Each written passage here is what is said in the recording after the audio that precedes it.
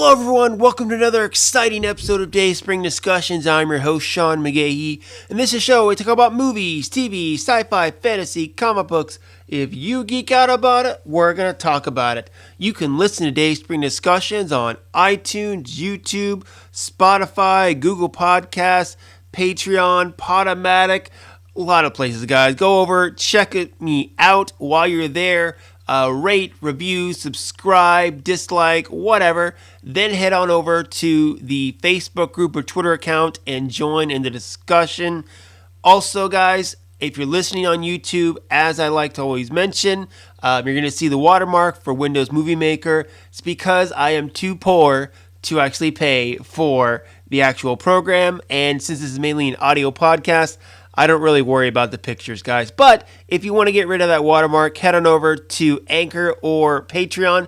Throw me a couple of bucks, and I just might be able to afford some actual software. Well, all right, guys. Well, it is a gloomy Thursday here in Austin, Texas. Not sure if it's going to rain or not, actually. We'll see how it goes. But in any event, the day will go on, much like how life must go on. It's just how it is. But yesterday was Wednesday, New Comic Day, so I want to talk about a couple of good ones that I enjoyed yesterday. You fire back, of course. Let me know if you're reading comics, what you enjoyed about possibly new comics last week, or just in general, what you're liking, reading, whatever, guys, of course. Fire back, let me know. So I'm just going to dig right into it. Little side note, of course, X-Men. Now, this show is an X-Men reference from its title, and sometimes I feel like I don't talk enough X-Men. That's just how it is. A little while ago, we got House of X, and it kind of redefined the X-Men. Jonathan Hickman put his own spin on the characters, redefining the reality, changing the course of the characters, and all of the mutants are living on an island, and they have advanced technology, and they're just trying to, live their lives independently as a nation without the world interfering. But of course, they have powers, so everyone else in the world is afraid of them. That's just how it goes. But you have lots of books going on. Of course, you have X-Men, Martyrs, X-Force. They just started Cable. Wolverine picked up, New Mutants, Excalibur, all these new X books that are starting, in this timeline. And I thought it was very intriguing, the idea of House of X, Dawn of X, whatever, it's really being called. And it's, been, a year now, maybe a little more since it all started. And to be honest, I'm not loving it as much as I am other X-Men storylines or just, other things that have happened in the X-Men timeline. There's a couple things I don't mind, but for the most part, a lot of the books I'm just not getting into. I'm reading, of course, the regular X book by Hickman, trying to keep up with Martyrs. Excalibur, I'm not really digging. What else? X-Force, not really digging. Wolverine, I just started, but it's decent. I read Cable #1 this week, and it's one of those things where I still have a lot of questions because Hickman did go through and reshape reality for the X-Men. So what is in the past? I mean, from this week's issue of X-Men, you see Vulcan, who is the little brother of Cyclops and Havoc. Now, in past X-Men continuity, he's been a villain, he's gone out to space, tried to rule the galaxy, and end up dead. Now he's back as a little more immature, very little brother type compared to Cyclops and Havoc, and he's alive. So what events happened? Did the events of Deadly Genesis, where he was introduced, happen? Did the rise and fall of the Shi'ar Empire, where he tried to take over the Shi'ar Empire? Did that happen? Again, things in the past, 50 years of X-Men continuity, I don't know what's happened and what hasn't happened. I mean, that's kind of the still big question mark, I think, with this whole reshaping of X-Men reality, reshaping of their history, is what events that I've been reading my whole life that I know about X-Men history have happened and haven't happened, and we still haven't gotten answers about that. And again, as a longtime X-Men reader, I find it a little murky, maybe even a little annoying, especially since I'm not completely digging this current state of X-Men comics. I don't hate it, but I find other things in the past more interesting. So, like I said, I try to X-Men reference as much as I can because, again, this is a show that's based on an X-Men title.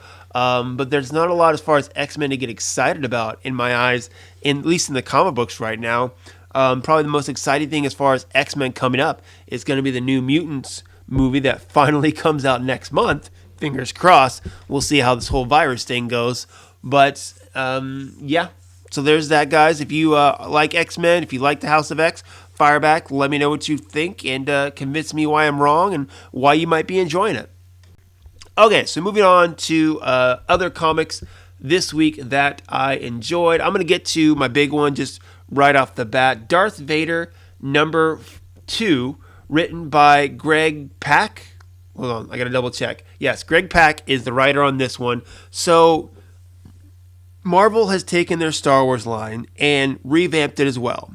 So when Disney, bought Marvel, they bought Lucasfilm, everyone knew that Star Wars comics that have been published by Dark Horse for 20 years, Marvel was going to take back over. And when I say take back over, the original Star Wars comic book line, when the original Star Wars films came out, there were 107 issues that Marvel published of a Star Wars series. I have about half the series published in a box, sealed up in my closet.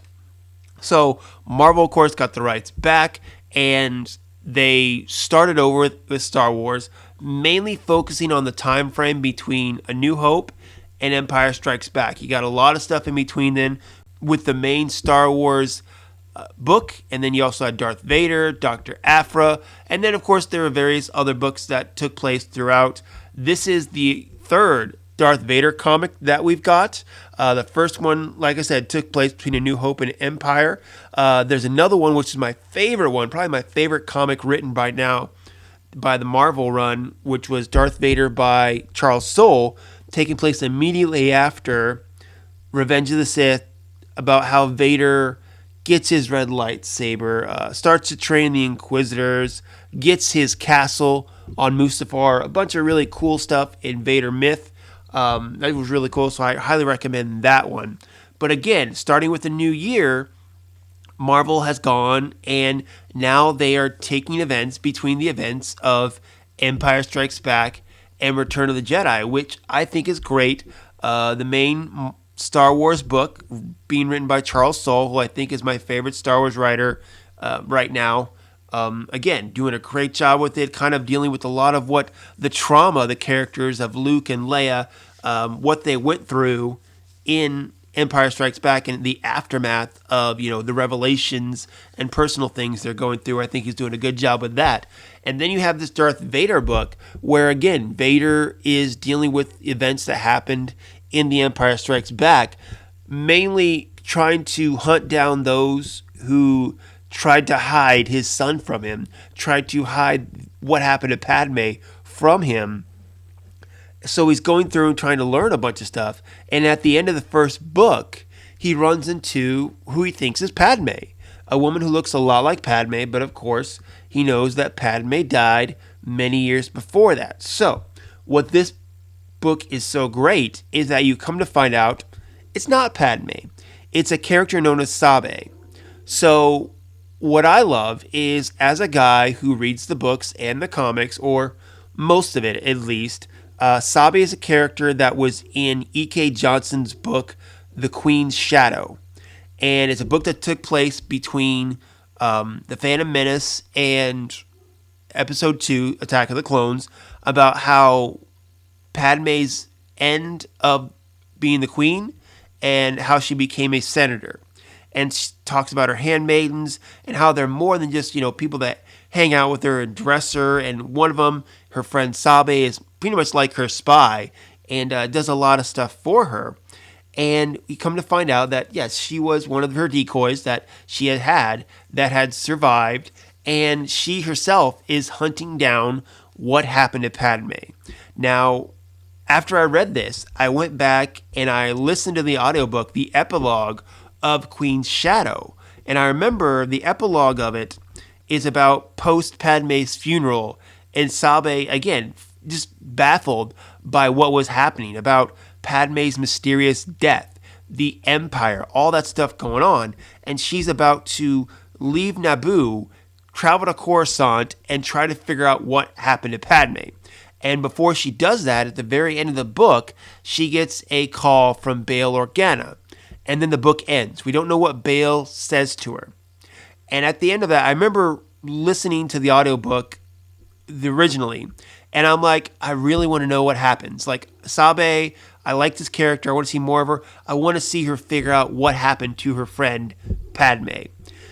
So this is a storyline I've been waiting for a while to figure out. It was just interesting that the story I wanted, we get in not only a comic book by a different writer, but also Darth Vader's in it too, which is kind of mind-boggling and exciting for me. And it again adds that emotional trauma where throughout this issue, Vader's having flashbacks of his time with Padme as well, because he sees this woman who does look a lot like Padme and looks, the same age as if she were alive too. So I think that adds kind of an emotional depth to it, emotional ties with this woman he really doesn't know her, but she looks so much like Padme, he's conflicted. So again, gives good emotional character depth to it. Very interesting. And, you come to find out, like I said, at the end of Queen's Shadow, she gets a call from Bail Organa. And in this issue, you come to find out that she was all set to go find out what happened to Padme. And then the rebellion started up. The Empire took over. And she got caught up in that cause. The cause that Padme herself was helped in starting.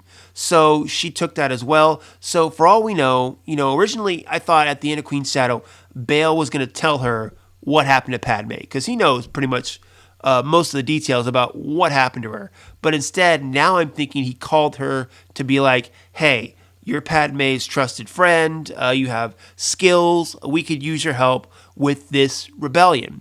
And in the issue, she said she got caught up with all that. So I think maybe that's what the end of the call was, that Bail, instead of revealing what happened to Padme, he called her to say, hey, come join the rebellion.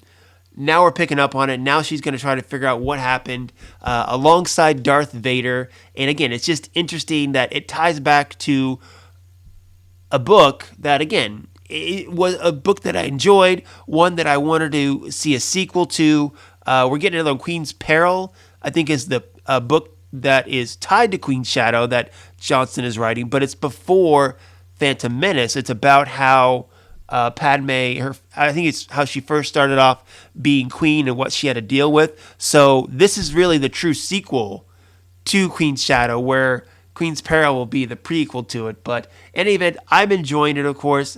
Greg Pak, I know he's okay as a writer. I'm not thrilled with him, but I like what he's doing so far with the first two issues of Darth Vader. Oh, sorry, guys. Oops, I accidentally moved something. But anyway, I'm excited.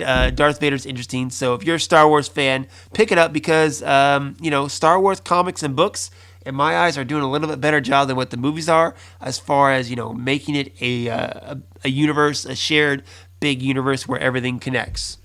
All right, next up, one of the ones I enjoyed, Superman number 20 by Brian Michael Bendis. So, of course, obviously, anyone who knows me, I always say there are three things I can always talk forever about. One is X-Men, one is Star Wars, and the other is Superman. Those are kind of my three big geeky things that if you get me talking about those subjects, I could talk forever about those three things, honestly. So with Superman, I'm enjoying the Superman book. The Action Comics right now, not so much. The Superman book, the storyline that's going on, I'm enjoying that. With Action Comics, I know they're finishing up the Villain of the Year storyline, and then also they have the Leviathan storyline. Brian Michael Bendis, I think, is a great writer. When I heard he was coming on to do Superman, awesome. I was excited about that. I've not been thrilled with a lot of what he's done since then. Again, I'm not a fan of the Leviathan, the Villain of the Year. The miniseries that he started off with, Man of Steel, was okay, but I've been really digging the whole Unity saga, having to do with Superman and his son trying to bring the galaxy together and unite against threats that may come up, putting aside their differences. A galactic UN is what it is, and really the beginning of the Legion of Superheroes, which we come to see. Also, of course, the big reveal that he revealed his secret identity to the world.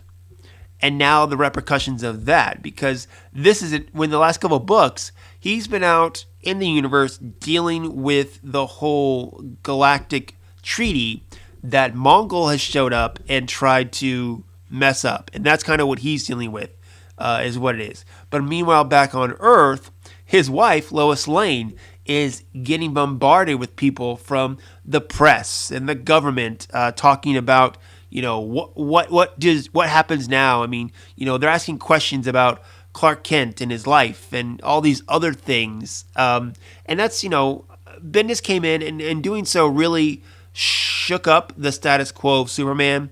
And a lot of writers, whenever they go into a book, they want to do something a little different. They want to evolve the character, do something that will get people excited. And doing this is definitely a big splash moment in Superman storyline telling, much like, Spider-Man, obviously another hero whose secret identity is very well kept. Spider-Man Civil War, he came out, and then it was a big deal, but then one day more backtracked on that. I don't want to get into that because I'm not a big fan of how that was handled. But with this, I think I can see it sticking.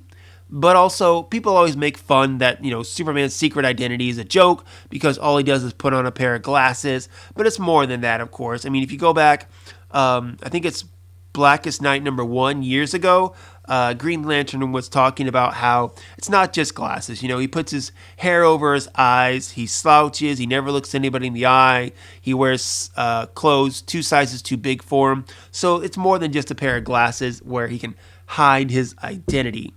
But revealing, of course, does change things. There's a issue, I think it was like 2 weeks ago or a month ago, where Lois and Clark are sitting down with Perry, and Perry's asking them all these questions about things that have been going on for years in the Daily Planet, and Clark is giving him all these excuses and reasons why he's acted the way he's acted. It's interesting scene, so it's pretty good. But again, with this one, Lois is dealing with earthbound stuff of her husband revealing his identity to the world, while he's out dealing with Mongul, a creature who just wants to cause havoc, who sees the rest of the galaxy uniting under one truce as a bad thing for him, an agent of chaos. So again, those two things, dealing with those storylines, it's an interesting issue. So again, I think Bendis is doing a good job with the Unity saga, but I'm not a big fan, again, of other stuff that he's been doing. It's a mixed bag for me, is really what it is. I support Bendis. I like him as a writer. So hopefully, we continue some good storylines. And of course, it's Superman, so I'll continue to read. Next book that I really enjoyed this week is Thor #4, written by Donny Cates. So this is after the whole big Thor storyline, War of the Realms, that kind of changed everything, and Thor has become officially king of Asgard. And in the first couple issues, or at least the first issue, you saw him become very restless with, putting down the hammer and being king and ruling instead of going out and fighting. Well, along comes Galactus and says that there is this plague, this intergalactic plague, something like that. It's called the Black Winter, and it's devouring universes. And Galactus wants Thor's help to stop it, so he imbues him with the powers of Herald, which makes him more powerful. So Thor, Herald of Galactus now, and Galactus says that he must consume these 4 specific worlds that will imbue him with powers and able to defeat the Black Winter. Thor, being a good guy, not really down with that, but he knows he needs to help him. Otherwise, something worse will happen to the entire galaxy. So they go to these worlds. Thor tries to get these people to safety, get the world evacuated before Galactus devours them. Beta Ray Bill shows up, doesn't like the idea of Galactus devouring worlds. He and Thor get into a fight. At the beginning of this issue, Lady Sif, who actually has taken the place of Heimdall, the Idris Elba character in the movies, the one who sees all. Well, Lady Sif has now taken that role on Asgard, and she shows up saying that, Thor, you shouldn't be doing this. This is wrong. But Thor's like, hey, I know this is wrong, but it's got to be done. Otherwise, something worse will happen. So get out of my way, or I'm going to fight you. Long story short, Galactus devours his fourth world, and the people are still on it. So Thor is not cool with that, but the Black Winter arrives, and Thor at the end of the issue is like, all right, we're going to take down this Black Winter thing, but afterwards, you're going to answer for your crimes to Galactus. So, and that's kind of the issue, but again, it's just, dealing with Thor, and, he's a warrior. He's always been a warrior for the history of Thor, and now he has to settle down and rule instead of fight. And it's an interesting dynamic for the character, the personal journey he has to take, and also helping Galactus, someone who is killing people and destroying things to save off something worse from happening. Again, that's just good storyline. Making bad things happen before something worse comes along. So I'm enjoying this. I've never enjoyed Thor until Jason Aaron took over on the book. I started reading Thor, because of Lady Thor, as they call it, or the Mighty Thor, where Jane Foster took over as Thor, and I've been reading Thor ever since. Wasn't a big fan of the War of Realms, but the regular Thor book I've enjoyed, so I'm going to stick with it. Let me know if you guys have read this or want to check it out. Fire back, of course, on the social media groups and Gmail account. Let me know what you think. All right, and the final book that I want to talk about that I enjoyed for the week is Ghost Rider number 6 by Ed Brisson. Again, Ghost Rider is one of those characters I've never been really a big fan of. Then, I think it was Jason Aaron. He brought him into the current Avengers run. And granted, it's not, the older one that is in this book, but I really started getting into Ghost Rider, honestly. So in this book, you have Johnny Blaze, the original Ghost Rider, who has taken over Hell to stop Chaos from running amok. And while in Hell, he's kind of been corrupted a little bit. So he comes out and decides he's going to collect some demons, number one being Mephisto, going to collect him up. But another Ghost Rider, or past Ghost Rider, Danny Coates, that's his name? No, Danny Coates is the writer. Danny Koch. I can't remember his last name. Danny, I know, is his first name.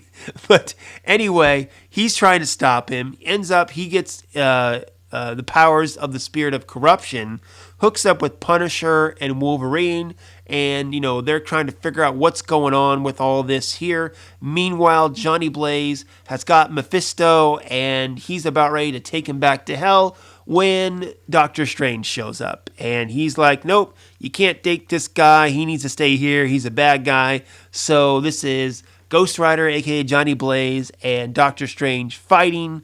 Again, Ghost Rider, I never was into Ghost Rider, but for some reason I'm kind of enjoying the character and the whole history right now. Whether I go back and actually read previous Ghost Rider issues and storylines, I don't know if that's happening, but I'm enjoying this book. I'm enjoying the character. If you guys check it out, let me know what you think about it, and maybe some previous Ghost Rider storylines that you might recommend would be cool. So, all right, guys. Well, that is it for me today. That's kind of what the show I want to do. I wanted to talk about a couple of comics that I enjoyed reading yesterday and this morning. I don't talk enough comics. Comics is one of my passions, along with television and movies. So I wanted to share it, of course, and time for you guys to fire back. have you read the ones that I've read? Did you enjoy them? Did you not enjoy them? What are you reading right now in comics that you're enjoying that maybe you think I should check out? Fire back, of course, on Facebook group, Twitter account, dayspringdiscussions@gmail.com, of course, too, is always there for any questions and comments you have as well, guys. And like I said, that's going to be it for me today. Next show, I'm probably going to do Stargirl. The new CW show premieres tonight. Tomorrow it's going to be on DC Universe, and I have a whole spiel planned about how I'm going to review the first episode and talk about the CW and DC Universe shows and kind of the programming and the way both of those networks do stuff. So I'll get to that this weekend. So stay tuned for that, guys. Well, like I said, I'm out of here. Go out, enjoy your day, enjoy your week, enjoy your lives, and until next time, guys, may the Force be with us all.